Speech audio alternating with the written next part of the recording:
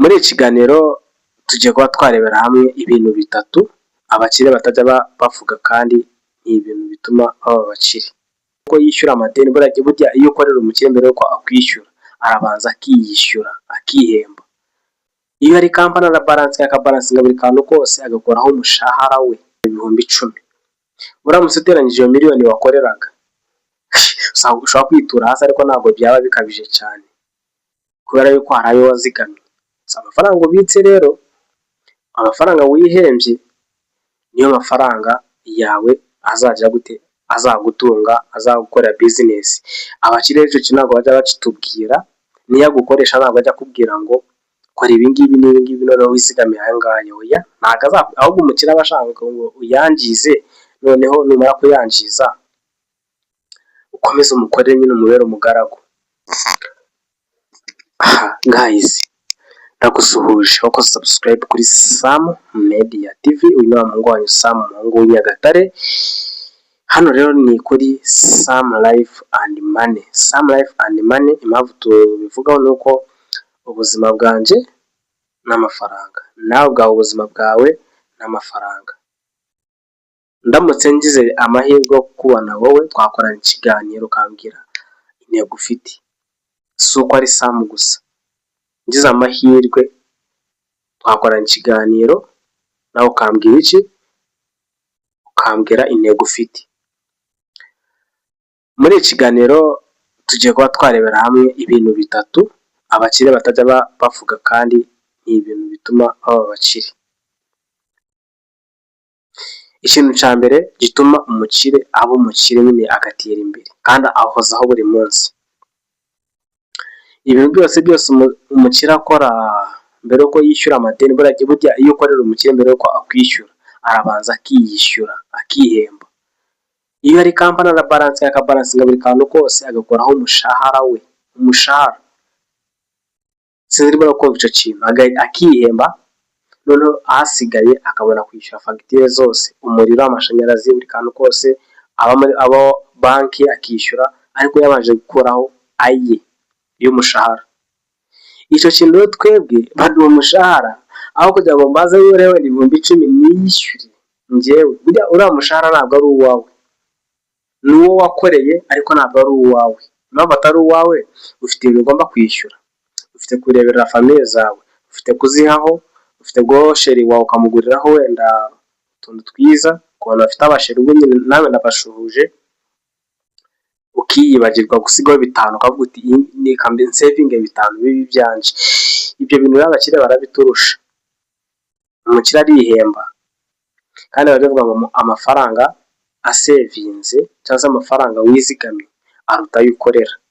Ushobora gukorera miliyoni ukizigama ibihumbi 10, ariko mu myaka 10 amafaranga uzaba ufite kubera kwizigama ibihumbi 10, uramutse uteranyije iyo miliyoni wakoreraga ushobora kwitura hasi, ariko ntabwo byaba bikabije cyane kubera yuko hari ayo wazigamye.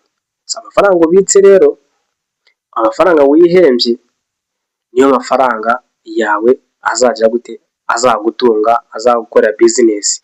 Abakire icyo kintu ntabwo bajya bakitubwira, niyo agukoresha ntabwo ajya akubwira ngo kora ibi ngibi n'ibi ngibi noneho wizigamiye aya ngaya. Oya, ntabwo ahubwo umukire aba ashaka ngo uyangize, noneho numara kuyangiza ukomeze umukorere nyine umubere umugaragu.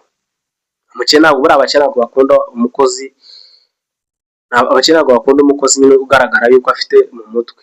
Niyo mpamvu uzasanga abakozi bo mu rugo benshi baba bagaragara nk'abatuzuye, babuzuye, kubera ko nagaragara ko yuze ko afite ubwenge, ntabwo ako kazi bakamureka bahita bazana undi yitwaramo nk'ikigoryi. Rero niyo mpamvu uzareba abakozi bo mu rugo akenshi uramureba ukabona ukavuga uti umukozi wo mu rugo nk'uyu nguyu. Niyo mpamvu babasuzugura, bazi ubwenge rero nabo barabizi ko babasuzugura, kuko aramutse atishyize nyine adacishije make ngo yishyire mu buzima bwo hasi, ntabwo umukire yamuha akazi.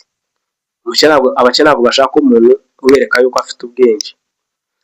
Ikiganiro cyatambutse nababwiye yuko hari ukuntu gukorera umukire akagushyira kuri puresha. Iyo umweretse yuko ariyo puresha agushyizeho yakubabaje cyane, arakwirukana agashaka undi azajya abwira ibintu akabyumva. Abakire bashaka umuntu ugaragara nk'aho nta bwenge afite.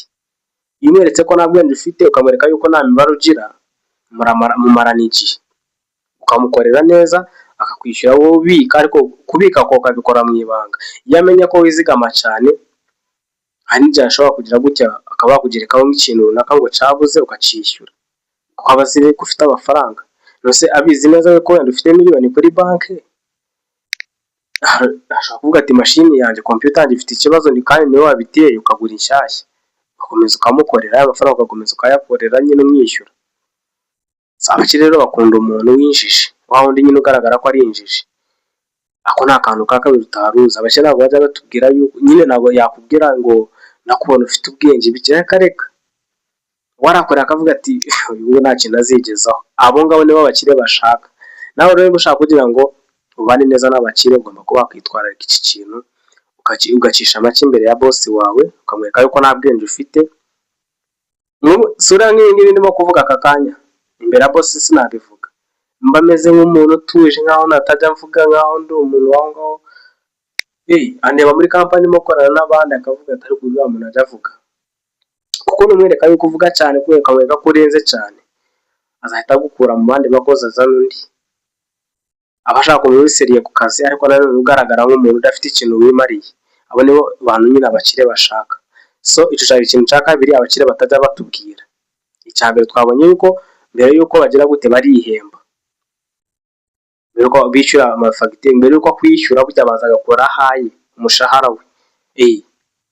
Ikindi kintu cya kane abakire batajya batubwira, ese wari uzi neza yuko 95% by'abakire ubwonko bakoresha inama ziba zavuye ku bakene? Ubu ngubu size ngizi njyewe nshobora kuba nagira umukire inama, kubera ko twebwe abakene duhorana ibitekerezo bizima, duhorana nyine intego zo gukora aka kanya no guteza ati ndamutse mbonye amafaranga nahita ngura ikibanza. Ariko iyo ubibwiye umukire ahita abishyira mu bikorwa. Ntukavuga ati ndamutse mbonye amafaranga nagura inzu ya kanaka, iyo ubibwiye umukire ahita ayigura. Aho ngaho bakina abo akantu barakaduhishe nyine.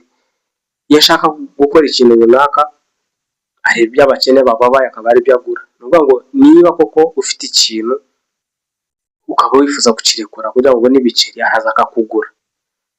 Umukire rero ashimishwa no kuza akagukura aho ngaho, akakwimura, akaba ari we ugira gute uhajya, nyine inzu yawe akayigura, wowe ukayisohokamo ukajya gukodesha. Ibyo bishimisha abakire. Iryo niryo banga nanone abakire batajya batubwira, kandi abakire bose babihuriyeho. Yifuza kukubona yishyuye ibyawe akabyishyura, wowe ugasigarana amafaranga ukayangiza, akakubona ubabaye ujya kumukorera. Ikindi kintu cya kane abakire batajya batubwira, ubwo nyine byabaye byinshi, burya umukire byanga byakunda, umukire nta mibare bagira, ariko amafaranga yabo niyo mibare. Ni ngo imibare y'amafaranga, imibare y'abakire ni amafaranga. Umukire buriya ntabwo ajya agura ikintu agendeye ku giciro, ahubwo yagura ikintu agendeye ku kamaro ikintu gifite. Uyu munsi ushobora kuba ufite inzu, uyu munsi mushobora kuba muri abantu babiri, wowe uri umukene, uriya ni umukire. Wowe hari ikintu mugiye kuba mwakwishyura, wenda mugiye kwishyura isambu. Umukire azemera bamuhenda yigure, ariko wowe nibaguhenda uri umukene uzayireka uje kugura iya make. Uzibona kubera iki? Icya mbere, umukire aba yabonye ko ahantu azahubaka inzu mu myaka 2 iri imbere, ya mafaranga akikuba inshuro 20. Ariko kubera ko urabona hari ahantu niho hagura, n'ubundi nta kintu uri bahamaze, haraguma aho ngaho imyaka 10-20, nta kintu urashyiraho kizima. Ariko umukire kubera ko ahita avuga ati hari ahantu ndamutse maguze, mwubakaho inzu nziza, nashyiramo abapangayi bakazajya bampa amafaranga yanjye akagaruka. Niyo mpamvu rero abakire ntabwo bajya batubwira icyo kintu. Burya abakire imibare yabo iba mu mafaranga, ntabwo iba mu mutwe. Ntabwo bajya batekereza kabiri. Iyo atekereje ikintu bahita agishyira mu bikorwa nyine, kubera ko bafite ibiceri. Niyo mpamvu abakire agura iPhone wenda ya miliyoni 8 cyangwa miliyoni 10, iPhone telefone. ariko ukavuga uti njyewe sinayigura. Icyambere ntabwo uba uyafite, ikindi kandi niyo wayigura nta kintu wayimaza, kandi buriya abantu batunze iPhone muzi akamaro kayo. Abantu batunze iPhone muzi akamaro kayo. Ni nk'umuntu waza akambwira ati Sam kubera icyo waguze iyi telefone, yaramenze ariko nzi akamaro kayo, nzi icyo nyikoresha, nzi hano kuri YouTube nkayikoresha content nkasangiza abantu. Ariko kubera ko wawundi adashoboye ibintu bya content, ntabwo iyi telefone azayigura, azabona ko imuhenze. Ariko ngewe kubera nzi akamaro ifite, nzemera imende, nibiramutse bigenze neza nanjye Imana ikansekera, ya mafaranga nayishoyemo nazayagarura.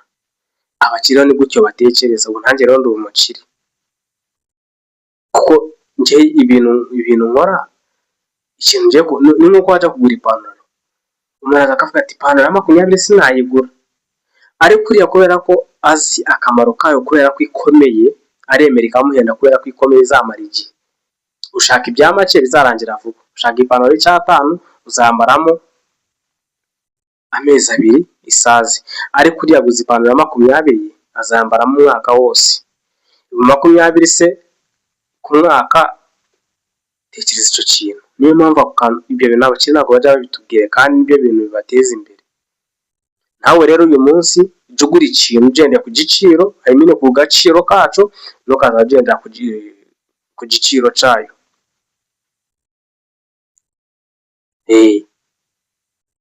Umuntu akaza akabwira ngo ubusa bitekereje gutegura telefone y'ibihumbi 200, umuntu ajya kwishyura 200 azaza aho uko azayagarura. Keretse we niba ugura telefone y'ibihumbi 200 ushaka kujya kuri TikTok kwishimisha kuri TikTok, icyo gihe waba uri mu mari ipfuye. Ariko niba ugiye kugura telefone y'ibihumbi 200 uvuga uti ngiye kuzajya shootinga filime za comedy, cyane ko telefone zisigaye zibikora. Ninkora comedy wenda filime, wenda video 80 ku mwaka, katuvuge video 80 cyangwa se video 80 ku mwaka za comedy kuri YouTube, burya azize gutya nyine ikamuhemba, ashaka kujya gute, ashaka kuba iyo telefone yayigura inshuro zirenze 8. urumva icyo kintu.